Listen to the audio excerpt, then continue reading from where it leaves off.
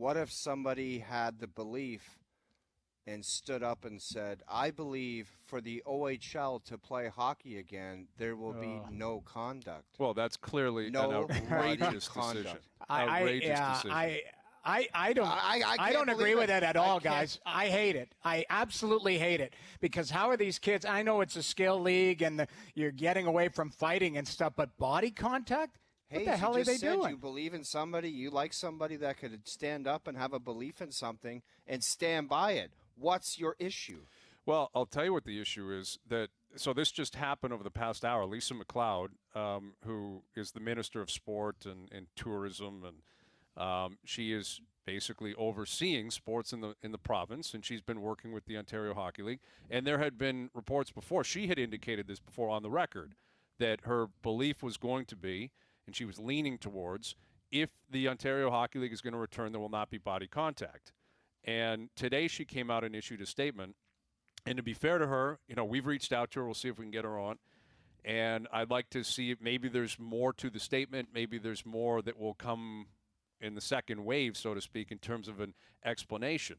But she said the reasoning, based on her statement today, the reasoning for banning body contact this year if the OHL is going to return is because of the COVID outbreaks in the queue. But I haven't seen any science that would indicate that the reason COVID was showing up in the QMJHL was because of body contact in the corners or an open ice hit. Someone coming, it's gathering off the ice. Exactly. And that's the whole thing. Like, I would treat this black or white. It's much like college football. These kids are a little bit younger, in the OHL, a little bit younger than college football. But you either play or you don't play. Exactly. And if you're going to play, then place restrictions on everything you possibly can outside of the rules of the game, right? Clearly, we need separation. Maybe you need 2 buses to travel. We need separation. Everyone has their own water bottle. Can't shower after the game. Stuff like that. Absolutely. Get involved. Put it in place. Strict guidelines, all that kind of stuff. But when you drop the puck, if you're going to play, play. If basically once you're there, let them semi-professional play. Hockey players. I think it's, in a way, it's just trying to be a hero. It's a hero move, trying to say, I'm going to make a statement here, and I'm going to beat COVID with one statement. I don't know. I think it's ridiculous, and I agree with your point. If you're not going to let them play body contact sport, then don't play at all, because it's basically a semi-pro league.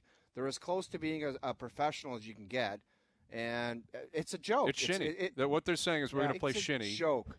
And it's not hockey. It's not hockey. It's not going to help the development of players. No. I'd be shocked if there were players that actually liked it, like actually enjoyed it. And I'm almost expecting players opting out for the opposite reason, where we have seen players and students and all that kind of stuff opting out based on safety. This might see people and players opting out because there's too much safety. Like, there's too much. What other options would there be? Bubble wrapping. That's what it is. Like, listen, this is very serious, COVID. I get that. But if you feel that there's any risk, don't do it then. Like, what they're doing is dipping their toe in. They're not jumping in the pool. They're like, we'll put hockey back in place, but you're going to put all these parameters. Well, it doesn't make sense. Like, don't have it. Unfortunately, like, I want junior hockey. I think junior hockey, we've all played it.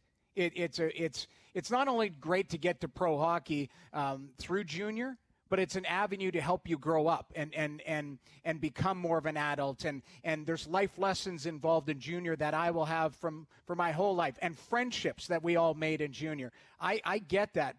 But I just think this reeks of something more, like maybe the covering off some bases, making sure that if you allow it, hey, we got to make sure that we did this or whatever. Like this has more maybe of a political angle or something. But I disagree with it personally. Yeah, I do. I think we all do. It's a hero move. Yeah, it just doesn't make. It's either, for me, it's either black or white. Like, if you're not going to play, that'd be very disappointing. But at least say, you know what, we've come to the conclusion because of the queue and the outbreaks there, we can't trust that when you bring 18 kids together, they're going to socially distance appropriately, that it's going to work out with traveling, with all that kind of stuff. We just don't think it's going to work. So instead of starting the season and shutting it down, sorry, guys, it sucks. Everyone's had to make sacrifices. Right. Season's done. We'll see you next fall. Or we're playing. But to be half pregnant here and say, you're playing, but this isn't hockey. You know, Right. we're going to come out and wear our uniforms, but play shinny. To me, again, without the science that I have seen, I have not seen the science suggesting body contact was the reason that there was an issue in the queue. I'm thinking about what I'm going to see as a product. I don't even know what the hell I'm going to. It's going to be laughable. It'll be stick check. Isn't beer league hockey no contact exactly for the most what part? It is. Yeah, that's what it is. It'll be better pace, clearly more skill, obviously, but. I don't know. Like, can you battle in front of the net for a puck? What about the corners? Can you battle in the corners? Can you battle in front of the net? It's stick checking and maybe hand on stick. But let's go the other way then. Let's take a step back from emotion. Well, let's take a step back from emotion and take a look at this. Would you rather have, we'll call it 80% of OHL hockey or zero? Because really 20% is body contact. You've got skill skating. Like the process is still going on. Would you rather have something or nothing? I think it's 0 plus 0 equals 0, Noodles. Right, okay, this to me is not. That's not hockey. Like, it's not. It's a completely different game. If body, like, what are we talking about here? You know, like, is there some semblance of you're allowed to battle for a puck? You know, like, okay, right, maybe. Like, is this simply open ice hits are not allowed? Dude, I'm curious, Brian, if she had anything else up her sleeve to say. I guarantee you she pulled back on a couple other things. And I don't know what the hell that would be. Let me ask you guys this. I've seen recently some teams practicing where the kids are wearing masks. Would you be fine with the OHL with the guys wearing masks underneath their visors? I don't see how you can. Like, we've I all played at that level. You'd pass out. I understand that. I'm all I'm saying is that the only thing I can speak of is I saw some stock video the other day of the Mitchell Miller situation, and he was out there skating around with a mask on. So it looks like people are practicing with masks on. Am I wrong? Did you see that too or not? I have no idea. Okay, so I haven't seen anything about I saw that. So all I could think to myself is if maybe that's a step, and I know breathing, everything, you're going to ask your kid to wear a mask, like when he's got a 45-second shift and he gets caught out there, like you're right, he could pass out, like something bad could happen to his respiratory system. But, you know, ultimately, I'm trying to take a step back and because I'm disappointed, because I'm emotional about it too. I think it's ridiculous, but I also want, to your point, Brian, to hear what the science behind it is, or if this is just, hey, we think this is the safest to put the product back on the ice. We think, okay, show us. Well, obviously they think that. I mean, and again, I don't know why you'd have to make a call on this in October when they're not even in camp until January and playing until February, right? Like, in the province, the same government came out yesterday with new projections that, you know, suggest we're hopefully plateaued and maybe moving in a better direction, and maybe this is subject to change. You know, or maybe it will be like the women's game that is quite physical, right? They're not massive open ice hits, but women's hockey at the Olympic level, they battle. Like, they get in there and fight for pucks and they fight for position. And, you know, if that's what we're talking, but even that, it's like, okay, if you're going that far, you're still right beside each other, right? And just the science of a body, like a hit. You don't throw a hit face to face and breathe on some guy and stand there for 6 seconds. No. You hit and release. Right. Yeah. You know what? I don't know if you guys heard this term. I used to have an assistant coach in the NHL named Rich Preston. And Rich used to say, you know, you come in and he had a saying, snot bubble. I don't know if you've ever heard that. Go and snot bubble the guy. That means, like, hammer him.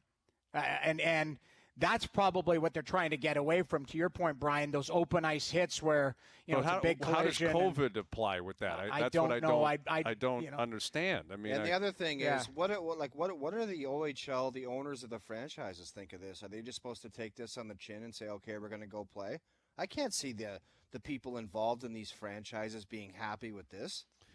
Well, what about billet situations? I mean, families that are taking these kids in, like, are they going to be in a bubble? I have no idea. There's so many things to be figured out here, but the one thing out of the game is hitting. I find, like, I don't know, the NFL, the most powerful league in the world, is putting players out on the field and they're crushing each other, but the OHL can't have hitting in it. College football too, right? Like, now they obviously give me a break. They don't have the money to test, right? I haven't seen anything on testing, but you're not going to get that in the OHL. You're not getting daily testing. I don't even think you're going to get weekly testing. You're going Right. into it hoping that there's a plan and hoping that everyone can find a way to stay safe, which we all agree with. Like, of course, safety is the highest priority. It seems incredibly selective that this is the one thing that can't happen, which, in my opinion, drastically changes the nature of the sport. Like, drastically changes. Like, physical contact is a big part of hockey, especially at that level. Like, you're talking big boys that battle. And I'm thinking about, that next step for the NHL, which is further down the list of priorities. How's a scout supposed to look at a guy? That's what I was about to say. If you're a scout and you show up and you're like, man, this guy is unbelievable this year. Is it because he can't? Exactly. Well, but like, that's a legitimate point. Like, if a guy all of a sudden is lighting the league on fire, is it because no one can hit him? Right. No and guess what? A year from now, when there's a vaccine or treatment or any type of thing and body contact goes back in, this guy's a mouse and he can't play anymore. Exactly. And that is a part of a scouting process. Like, who's going to battle through? Who can? What if you're a stay-at-home defenseman that, intimidation's a part of your game, and I know a lot of people don't like that, but it's still a part of the game, and you can make it to the NHL based on that.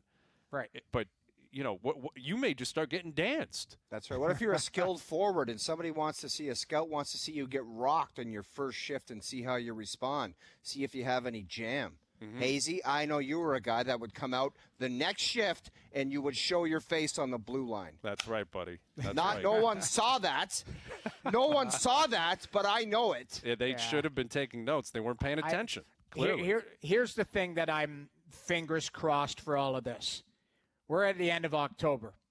Let's hope by February, which when they're planning on dropping the puck, they're going to have a lot more advancement as far as rapid testing, maybe a treatment, maybe a vaccine, that type of stuff that is hopefully coming down the pike, and we won't have to deal with this. Like, this could be, like I say, a hero move early on, and this is the worst that it could look like. And then by the end, if there is some treatment and that, it's a moot point because maybe February 4th that, maybe the world looks a little bit more normal than it does right now. And let's hope that that's the case, clearly, not just for the OHL, for society in general. But, let me clarify that if it's a form of 5-on-5 where you're still allowed to battle, then I think it's doable. I don't think it'll be the same, and it won't be the same. It won't feel the same, but it'll be doable. But maybe this is my own extreme impression, is I almost picture the guidelines being like, hey, don't, it's all stick check, don't battle. It's like almost like a lacrosse whistle. Like, it's, if you're battling for a puck on the boards, immediate whistle. We got to separate everyone, drop the puck, and move on with the play. And if that is what they're advocating for, then that is not OHL hockey. Like, it's not. No. It never has been. It never will be. It never should be. I get that this year with COVID and, what we've had to endure and what we have to balance out and sacrifices being made. I get it. And that's why I would understand. I'd be disappointed for everyone involved, but I would have understood if they just said, you know what, it's not going to work this year. But to say it's going to work, but just this is coming out, to me, just doesn't add up. It doesn't make sense, and I feel for the players. Yeah, I just got a note, and I verified from a guy who writes to me, said in the Manitoba Junior League, a face wash is an automatic 2-minute unsportsmanlike conduct.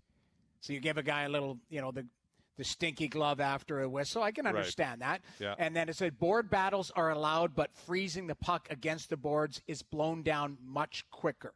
Right. So that's kind of what you were saying. Like, it's, it's mindful of it. So it may just come back to like the actual like big hits in the neutral ice, that type of stuff. I'd like to see, a blanket statement saying no body contact to me just comes off ridiculous. If there's some parameters saying we want to limit this because of this, then if there's some research to it and not just shooting from the hip, I want to listen because I do want these kids to play. I want them to develop. I think it's good for society, good for everybody to have these things to turn to.